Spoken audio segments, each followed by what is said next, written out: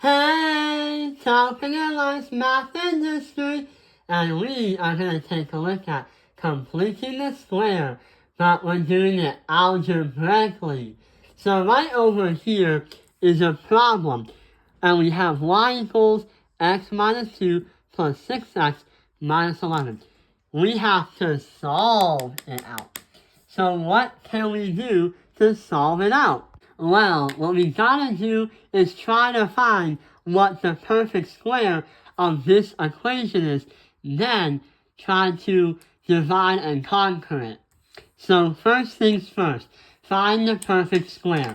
We have to do the 6 and use that to complete the formula d divided by 2 squared. But we have to see what happens when we do that.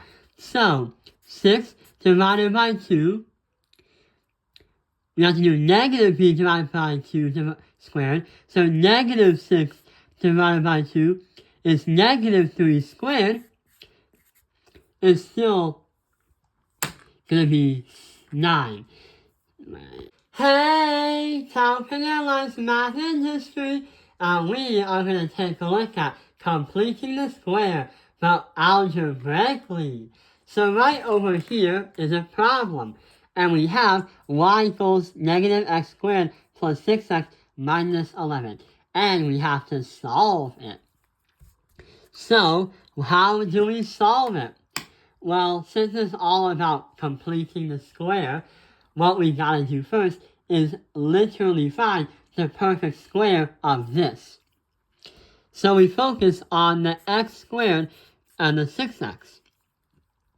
We have to find and use a special formula, negative b divided by 2 parentheses squared. So we have negative 6 divided by 2 is 3. 3 squared is going to equal 9. So we have negative x squared plus 6x plus 9, which is going to be what we made, but we pushed that 11 all the way to the equal sign. So now we have negative 11 plus 9. The reason why we added a plus 9 is because since you have a negative coefficient right here in front of the ax squared, that 9 is going to basically be in place of the invisible 9 that we have created. So now here's what happens. Negative 11 plus 9 becomes negative 2. And to find the perfect square with this, we are going to get y equals negative x minus 3 squared minus the 2. So now what we have is we have a vertex equation, which helps us understand easier what the x's are going to represent. So since we're trying to literally solve for the problem, we literally have to find what the x value is. When it comes to these kind of problems, if you remember, the x-intercepts are always going to be like some kind of number as the x, and 0 represents the y. Therefore, what we have to do is insert 0 in place of y, and then solve it by using the equation that we had earlier. So when we solve for x, we'll understand what x could be of the two solutions. So we can first add by 2 and add by 2. So 2 equals negative x minus 3 squared. So now we have negative 1, which we can divide the whole thing. So negative 1, 2 divided by negative 1 is going to be negative 2 equals x minus 3 squared.